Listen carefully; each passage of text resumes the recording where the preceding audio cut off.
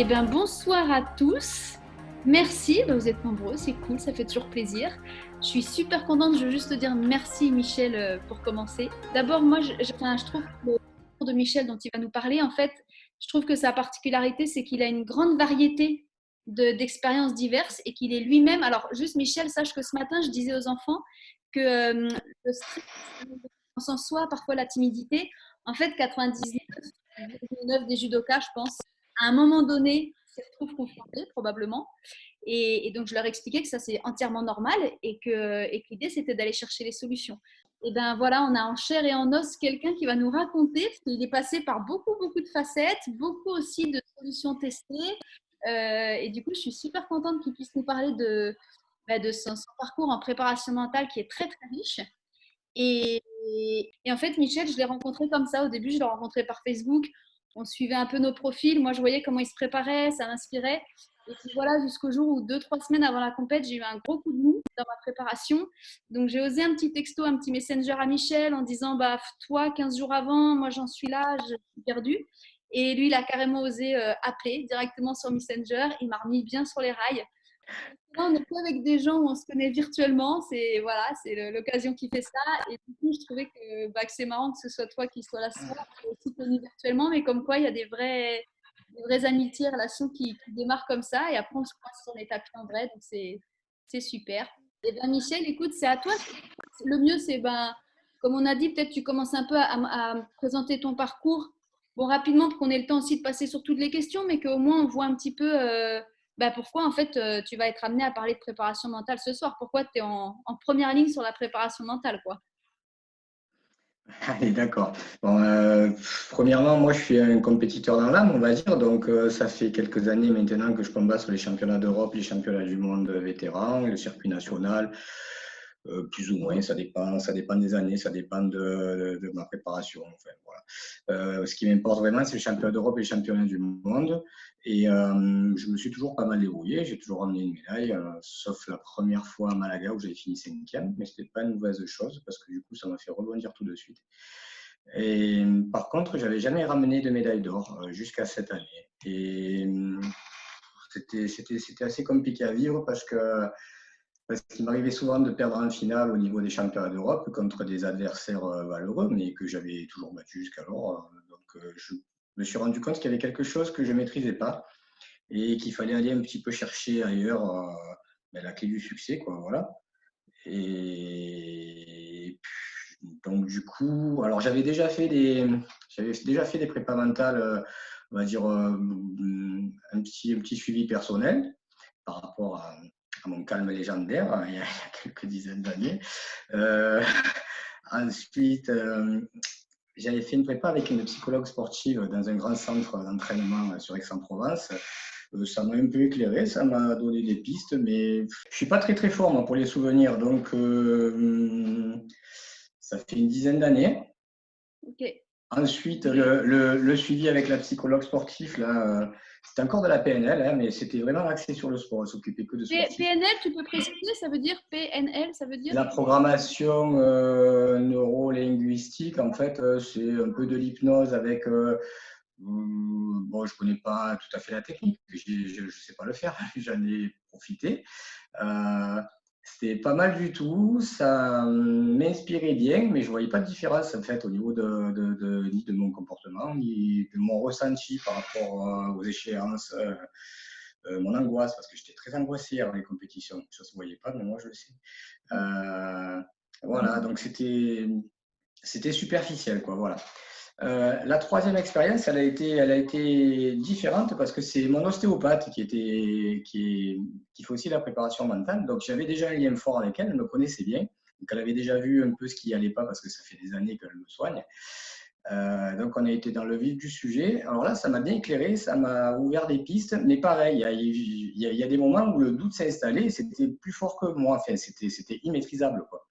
Euh, Moi, j'allais jusqu'en finale facilement. Voilà. En gros, c'est ça le truc, parce que la réalité, elle est là. J'allais en finale facilement. Et en finale, contre n'importe qui, c'était laborieux. Même contre un gars que j'avais battu toujours, par exemple. Ou contre des judokas que j'avais déjà battus l'autre fois assez facilement. par exemple, la finale d'il y a 2 ans, c'est exactement le tournoi de Bordeaux. On est les mêmes gars. À Bordeaux, je me promène. Je crois que le plus dur, ça a peut-être été d'aller chercher la bouteille de vin pour monter sur le podium. Zagreb, on fait la même compète et je trime à tous les combats. Je trime à tous les combats et je les jambes R1 et du coup, je fais deuxième. Voilà. En fait, si je comprends bien, Michel, il y a une grande majorité des compètes ou des combats, tu es à l'aise, ça va super bien, tu sais ce que tu fais, ça gagne. Et en fait, tu ne comprends pas pourquoi, par exemple, dès que tu es à l'international, la finale, c'est à chaque fois la finale qui passe pas. Et comme disait un préparateur mental qu'on connaît bien, quand on est 4-5 ans d'affilée, systématiquement, tous les ans, aux Europes et au monde en finale, c'est que la technique, elle est là. Il n'y a pas de problème. Donc, c'est qu'il y a un petit grain. Il y avait tout. Voilà. Ouais, il y avait tout. Il y avait juste un blocage qui était absolument pas dû au sport, qui était dans ma tête depuis toujours, depuis tout petit, qu'il a fallu travailler.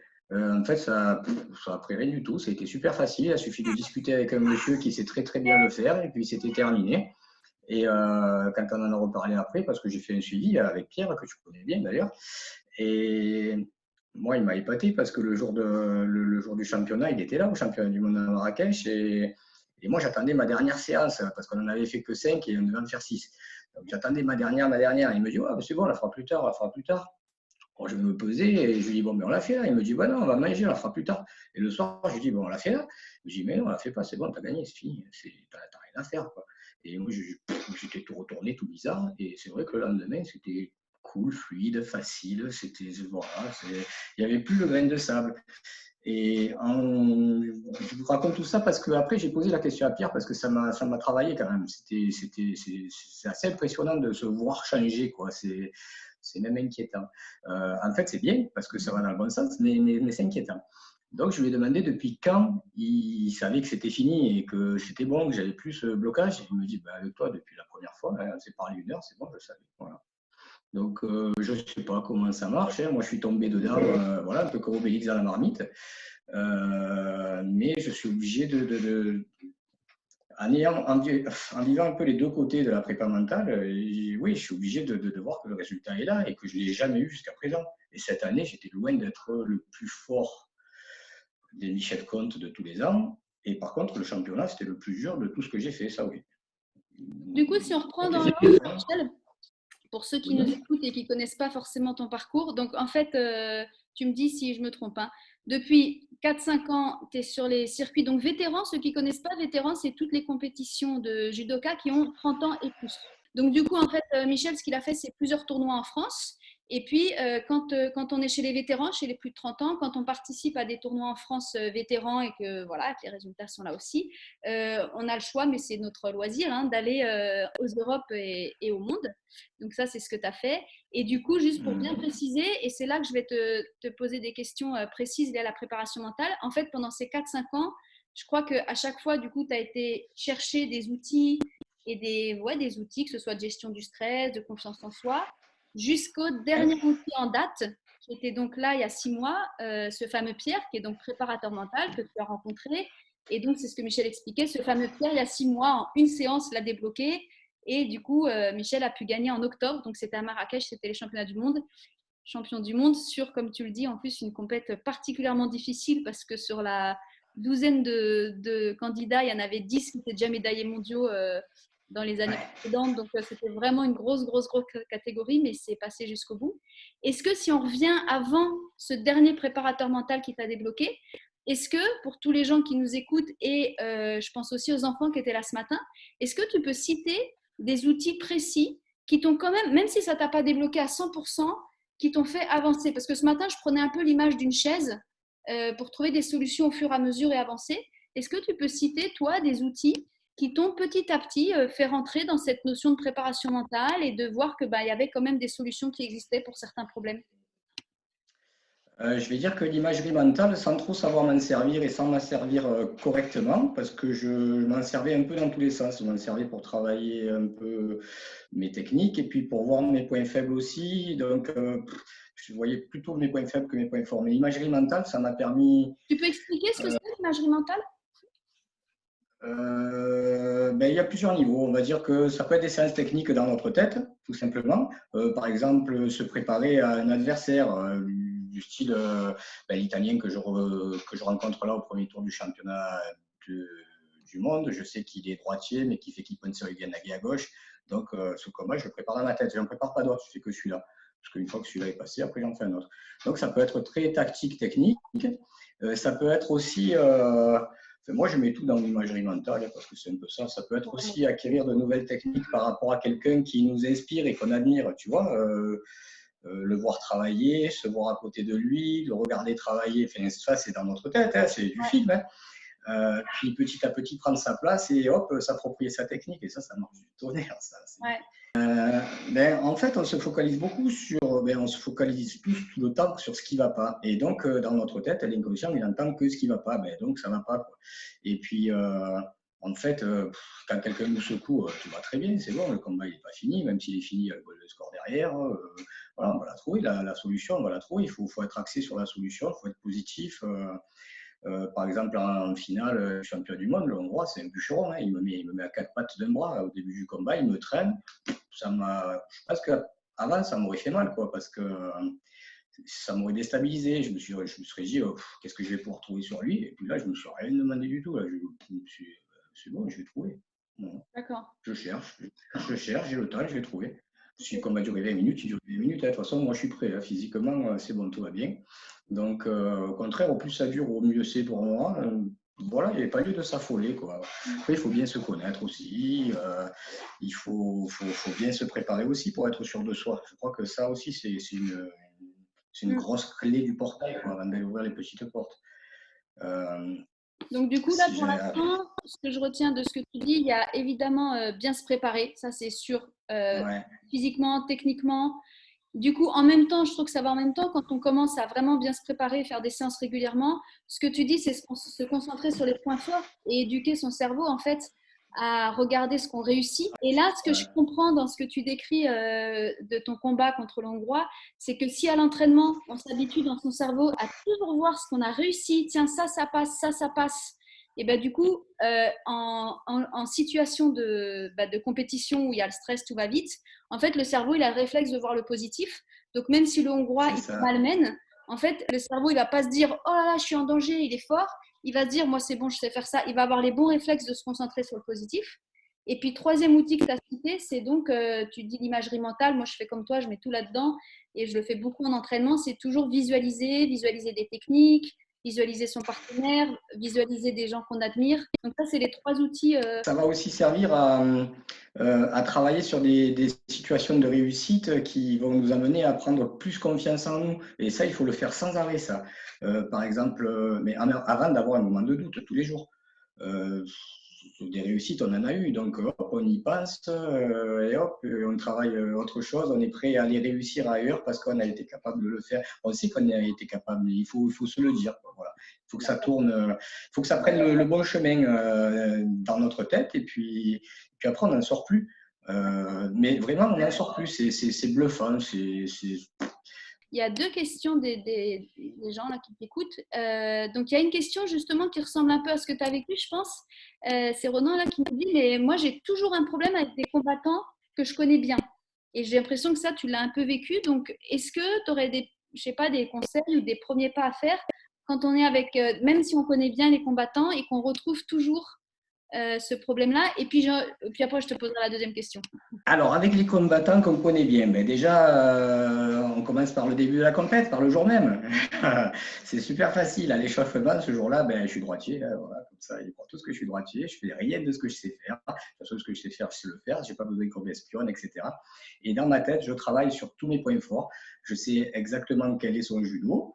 Et moi, j'ai déjà les techniques que je peux leur placer. Voilà. Et je vois que ça. Je ne vois pas ce qu'ils sont capables de faire. J'évite juste, pas j'évite, je me focalise sur les déplacements. Par exemple, quelqu'un qui fait Ippon-Seoi à gauche très bien, je ne vais jamais aller vers la gauche et vers l'avant. Non, voilà. Donc tout mon combat va être par là-bas. Le Hongrois en finale, c'est un droitier super fort. J'avais qu'une obsession et j'ai réussi à la fin du combat, quand il était plus fatigué, c'était de le tordre. Une fois qu'il était tordu, il tourne qu'à droite et il tombe tout seul. Voilà, c'est ce qui s'est passé. Voilà. Mais Avoir un plan d'action et capable de le tenir, quelles que soient les difficultés. Rester dans ce schéma tactique. C'est super important ce que tu dis. La semaine dernière, on avait parlé de se concentrer sur ce qu'on sait faire soi et pas sur ce que l'autre va faire. Ouais, Et là, tu viens exactement de le c'est ça. répéter. Donc pour Ronan, Ouais, c'est ça. merci Ronan de ta question parce que je pense qu'on est plein à être concernés. Là, tu peux allier trois choses. C'est un, te concentrer sur toi-même, comme a dit Michel, pas sur l'autre. Deux, bah, préparer tes techniques, tes tactiques en amont. Tu as la chance de le connaître, de savoir ce qu'il va faire. Donc, comme a dit Michel, tu prépares, si tu sais qu'il est droitier, gaucher, qu'il rentre ce mouvement, bah, tu prépares, comme on fait à l'entraînement tous les jours, là, on prépare nos déplacements. Et puis trois, bah, se concentrer sur ce qu'on sait faire, donc sur le positif, on revient toujours à la même chose, et pas sur les craintes et le négatif. Et du coup, C'est j'enchaîne, ça. Michel, sur une deuxième question. Euh, Oui. pour un enfant, donc c'est Rémi qui demande là, pour un enfant très timide, est-ce que tu aurais des conseils pour le préparer à la compétition? C'est vraiment un enfant qui a le judo en lui, donc on devine un passionné, mais sa timidité le bloque. Je suis un enfant très timide depuis très longtemps. Ça, Ah, ça bloquerait du tout. Ah, mais très, très, très timide, oui. je Euh, dirais pas du tout. Après, moi, j'ai un peu d'expérience qui fait que j'arrive à me dépatouiller et je sais ce que j'aime et puis ça va, malgré tout, je vais y aller quand même, quoi, parce que c'est ce que j'aime et puis j'y vais. Pour, je sais pas, qu'est-ce qui l'embête à Rémi de se montrer en public, quoi? Bon, alors déjà, pour commencer, on se sent très fort puisqu'on est le meilleur possible de nous-mêmes. Si on n'est pas le meilleur possible, c'est qu'on ne s'est pas assez entraîné, donc il suffit de s'entraîner plus. Mais de toute façon, même si on ne s'est pas assez entraîné, on est le meilleur possible de ce qu'on peut faire par rapport à ce qu'on a travaillé. Donc dans tous les cas, on n'a pas à s'en vouloir. Ça, c'est la première chose qu'il faut arriver à enlever de la tête de vos enfants, tous, moi le premier d'ailleurs. Et la deuxième chose, c'est que la seule personne qu'il faut autoriser à vous juger, c'est vous-même et personne d'autre. Personne d'autre. Les parents, ne jugez pas vos enfants. Ils vont combattre, ils font preuve d'un grand courage. Ils pourraient rester devant la télé à manger des pains au chocolat le dimanche. Ils vont au compète, vous leur dites bravo, je suis fier de toi. Ils ont perdu un combat ou deux, ou peut-être ils ont tout perdu à 10 secondes pour rentrer à la maison, vous avez fait 200 km, et bien vous leur dites merci, voilà, tu m'as fait vivre un bon moment, je t'ai accompagné, je suis fier de toi, tu as fait de ton mieux. Et puis vous ne dites surtout pas la prochaine fois tu feras mieux, parce qu'on ne sait pas, c'est pas sûr ça. C'est la prochaine fois tu feras encore de ton mieux du jour, et puis c'est tout. Mais enlevez-leur cette culpabilité, franchement, mais moi, c'est ça qui m'a écrasé toute ma vie. Hein. J'ai mis 51 ans pour m'en sortir, tout ça pour des bêtises que j'ai entendues quand j'étais petit. Alors, dites-leur des trucs bien aux enfants, que vous êtes fiers d'eux, que vous les aimez. Oui, c'est tout ce qu'ils ont besoin d'entendre. S'ils aiment le judo, vous les poussez à l'heure de l'entraînement, ben, s'ils ont un peu la flemme, ben, vous leur menez leur sac. Voilà, tiens, il est là, allez, on y va. Et puis voilà, il faut les soutenir, c'est tout. Le regard des autres, il n'existe pas le regard des autres. Vous êtes seul à pouvoir vous juger. Voilà. Euh, si vous n'arrivez pas dans un domaine qui vous plaît, ben vous le faites de votre mieux quand même. Ça vous plaît, c'est pas grave. Vous n'êtes pas tous obligés d'être vétérinaire. Hein. Moi, j'aimerais bien être. Non, quoi que non, il est gros. Hein. Moi, j'aime bien être jeune, bourgeois, des beaux. On est ce qu'on est, et puis voilà. Ouais. Et puis Donc ça, voilà. Et il faut pas. un long travail, enfin, c'est un vrai travail, mais qui est vraiment au centre de tout, c'est effectivement se centrer sur soi et qu'est-ce qu'on Eh est, oui. qui nous fait plaisir et comment on s'est senti et quels sont les progrès qu'on a envie de faire par rapport à soi. Et du coup, l'entourage peut favoriser ça, donc les parents, vous êtes là pour ça. Et j'enchaîne tout de suite aussi, parce que je vois l'heure qui tombe, puis il y a plein de questions. Michel, tu inspires les questions. Ouf. Eh Euh, ben, je reste 3 heures s'il faut, hein, c'est pas grave. Hein. moi, Moi, je suis prêt. Hein. non, il y a un enfant, enfin une autre question, un jeune qui demande, d'ailleurs il avait déjà posé ça là, je pense que c'est un vrai, une vraie problématique pour beaucoup de monde dans les clubs et peut-être au tournoi, c'est comment on peut apprendre à gérer sa force parce que quand on a peur de faire mal à ses adversaires. Et c'est vrai que bah, selon son gabarit et selon son niveau, on peut avoir tendance à soit se retenir trop, mais du coup on ne s'exprime pas pleinement et on a peur en fait de tout simplement faire mal à l'autre. Du coup, comment tu gères ça? Parce que c'est important aussi de ne pas faire mal aux autres. Comme tes profs, tu as peut-être l'expérience de certains de tes élèves qui ont cette problématique-là, d'avoir. Mais là, c'est vraiment un jeune qui dit comment on peut apprendre à gérer sa force. J'ai toujours peur de me faire mal, de faire mal à mes adversaires. Donc, et je pense que ça concerne pas mal de jeunes. Ouais. Est-ce que tu as déjà rencontré Non. ça? En fait, il y a un truc que j'ai appris sur le tas, là. Moi, je m'occupe d'enfants en situation de handicap, handicapés mentaux. Et j'ai un cours de judo qui va de 26 ans, pardon, 100 kilos. Et les plus petits, ils ont peut-être 8 ans et 25 kilos. Et ils sont tous ensemble. Au début, je me suis dit, mais ça ne marchera jamais, ça va être une catastrophe, ça va faire du hachis par manche, ça va se rouler les uns sur les autres et tout. Et ça fait 6 ans que ça se passe super, super, super bien. Parce qu'en fait, le judo, c'est pas obligatoirement, c'est pas toujours de la compétition. La compétition, c'est la compétition. Les combats durs, c'est des combats durs. Mais il faut s'enlever ce défi de vouloir tout gagner tout le temps. Ça sert à rien du tout. À l'entraînement, c'est pour s'entraîner. On ne doit même pas. Le résultat d'un entraînement, ben, il n'y a pas de résultat d'entraînement. On ne doit pas y penser à ça. On est allé à l'entraînement, on s'est entraîné. Voilà. Il y a des jours où je suis allé faire à repasser. Bon, j'ai quelques années maintenant, des fois je suis fatigué, c'est comme ça. Je retourne m'entraîner le lendemain. Il n'y a rien qui va, mais non, c'est pas vrai, il n'y a pas rien qui va. J'ai perdu 1 kilo. Voilà, je suis allé m'entraîner, j'ai perdu 1 kilo. Je suis resté à la maison, je n'aurais pas perdu. Ouais, vu que j'en ai 5-6 à perdre chaque fois, ben, ça fait 2 moins. Quoi. Donc, chaque fois, il y a toujours un truc, il y a toujours un truc qui est bien. Même si ben, ce jour-là, ça a été encore pire que d'habitude et tout, ben, j'ai eu le courage d'être allé alors que je n'étais pas en forme. Donc, ça, c'est bien. Ça me montre que je suis capable de me secouer, même quand ça ne va pas.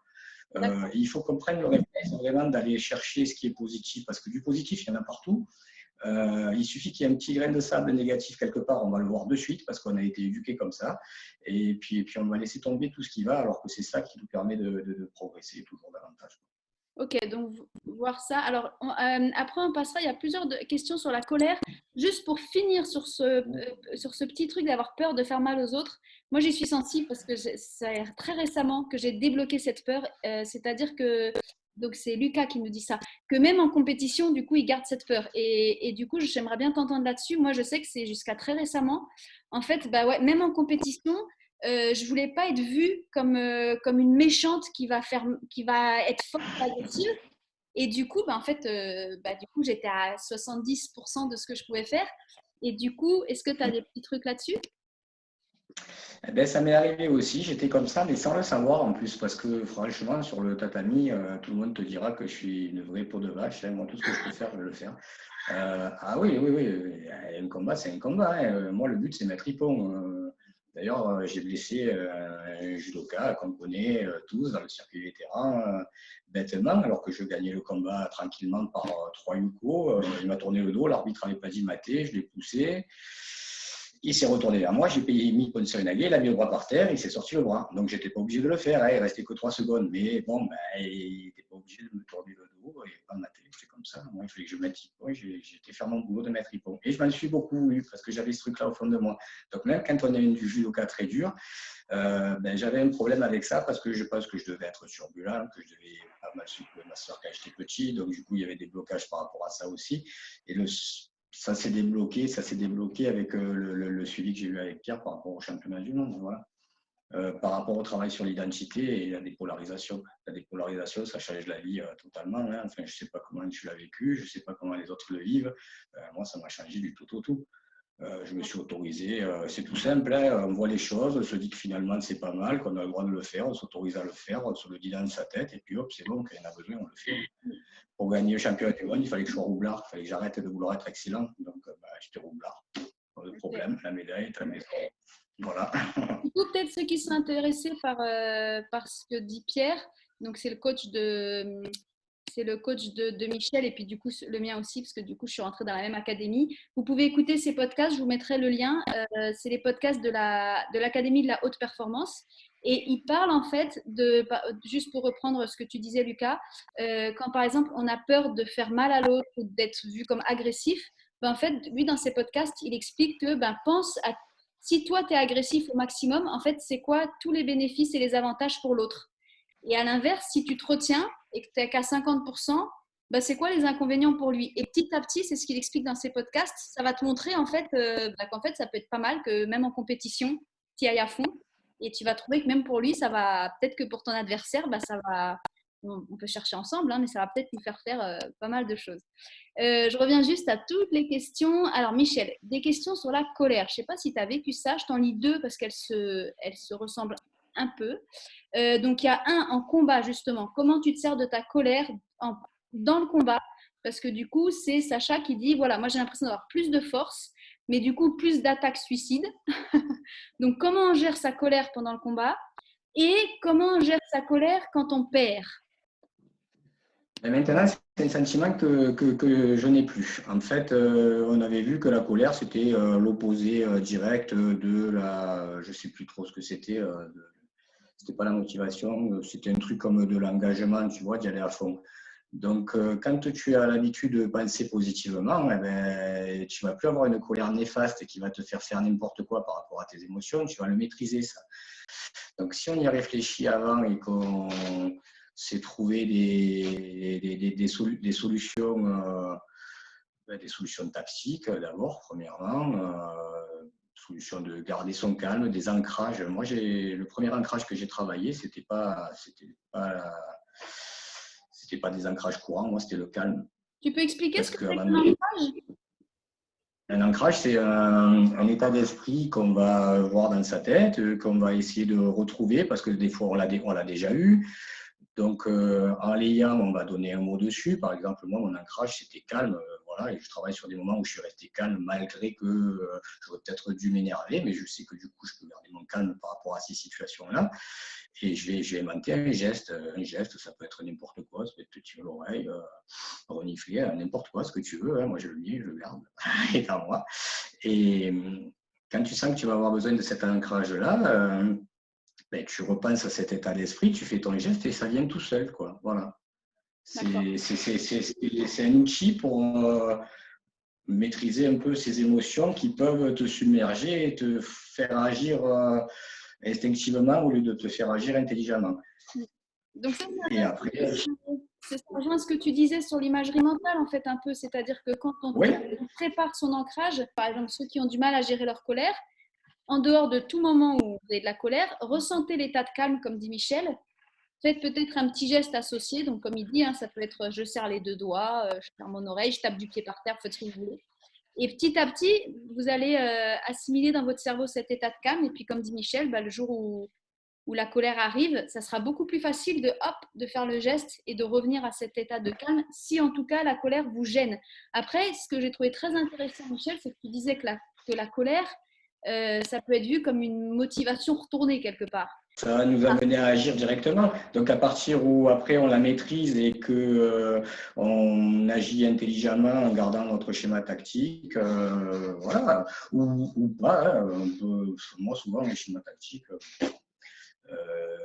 il arrive que j'en ai besoin, il arrive que j'aille combattre comme ça. Hein. Et souvent, d'ailleurs, quand on me dit wow, qu'est-ce que tu as fait? Qu'est-ce que j'ai fait? Ça arrive, je ne sais pas comment j'ai fait tomber. Voilà. Mais ça arrive très souvent. Parce que je suis dans les perceptions, voilà. Quand j'écris quelque chose, c'est pareil. Là, tu as vu, j'écris un truc et je ne relis pas, hop, là, je le balance, et puis c'est comme ça. Et à préparer la réunion, ben, je n'ai pas préparé non plus, parce que j'aime bien le feeling, comment ça tourne, voilà, on voit comment et s'adapter. Et, voilà. Alors, on va prendre une dernière question, puis après on va arrêter parce que j'essaye de respecter l'agenda de tout le monde. Mais il y a quand même une dernière question qui, je pense aussi, peut concerner pas mal de gens. Donc, c'est Patricia qui dit que parfois s'entraîner avec des hommes, mais finalement, c'est toute différence de gabarit, hein, qui utilisent leur force, ou des jeunes qui sont beaucoup plus dynamiques, bah, ça peut nous mettre en difficulté et du coup, on a du mal à avoir confiance en soi ou en ses techniques. Toi, tu encadres un club Ben, avec des niveaux différents. C'est aussi la particularité des cours adultes, c'est qu'on a en plus des gabarits différents, on a tous les niveaux différents.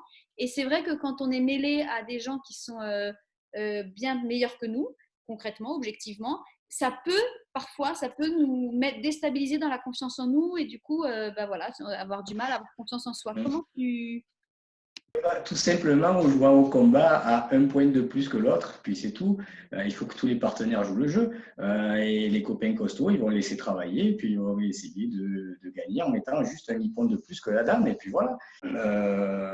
Je crois que moi, je suis allé m'entraîner 5 fois au Japon. J'ai croisé des mecs, c'est des monstres. J'étais à l'entraînement à côté de Maruyama et Ono. Et je les ai vus s'entraîner. J'étais à 1,2 m, hein, je faisais des randonnées à côté d'eux. Ben, les mecs, ils sont très rarement à fond. Hein. Ils sont à fond quand il faut, ils ne sont pas à fond tout le temps. Alors, ils ne tombent pas, ils n'ont pas envie de tomber, mais ils ne fracassent pas leur partenaires. Hein. Ils vont faire peut-être 4 techniques dans le randori, ils vont mettre 4 hippons magistraux et puis voilà. Ils ne vont pas utiliser leur force à gogo, ils vont travailler autre chose, ils vont faire des déplacements, des esquives, ils vont peut-être même lâcher le kimono et esquiver avec le corps, tu vois. Il y a toujours autre chose à faire qu'utiliser sa force quand ce n'est pas nécessaire. Les filles, elles ne trichent pas. Moi, j'aime bien m'entraîner avec les filles parce qu'elles ne vont pas te mettre des coups de pied, des trucs, elles vont attaquer sans arrêt. Par contre, si tu ne les fais pas tomber, qu'elles peuvent se rattraper, elles vont se rattraper. Donc, il ne faut pas y aller trop fort, mais il ne faut pas non plus arrêter avant. Quoi. Moi, c'est une bonne leçon. J'aime beaucoup m'entraîner avec les filles. J'ai toujours aimé. Parce que faire le bourrin et travailler dur, je sais le faire. C'est bon, ça va. C'est pas de... Oui, j'en ai besoin, mais je n'ai pas besoin que de ça. Donc là, je vais chercher autre chose avec ces partenaires-là. Voilà. Et puis, si tu les écrases tout le temps, après, elles ne viennent plus avec toi non plus. Ouais. Donc, tu es obligé de faire attention. Et cela dit, pour rebondir juste pour Patricia, parce que je compatis beaucoup pour le vivre, ce que tu vis. Ouais. Moi, c'est vrai que ça rejoint un peu ce que tu dis, Michel, sur l'outil de se concentrer sur ce qui est positif. Moi, j'ai découvert il y a quelques années qu'en fait, le judo, c'est pas que passer des techniques.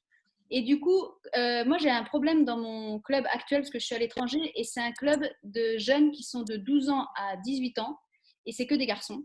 Et du coup, soit je suis avec des 12 ans qui, pour le coup, sont vraiment un peu petits et légers, soit je suis avec des 18 ans qui sont super baraques. Et j'ai découvert combien c'était riche. En fait, à chaque partenaire, je me donne un objectif perso. Et du coup, Patrick, si par exemple, je tombe sur un, je sais qu'il est très dur, tout dans les bras, au contraire très lourd ou dur, je ne vais pas chercher à lui passer forcément des techniques. Je me dis, tiens, lui, je vais travailler complètement la mobilité et la vitesse dans l'esquive. Et mon objectif, ça va être, plus il va être dur et lourd, plus mon objectif, ça va être d'être légère et d'essayer de déplacer, d'être dans le cardio, par exemple. Et vice-versa, par exemple, pour les légers, je me dis, mon objectif, ça va être de passer telle technique, mais en tenant le kimono comme ça, quoi. Zéro force. Si ça passe pas, c'est que ma technique, elle n'est pas bien placée.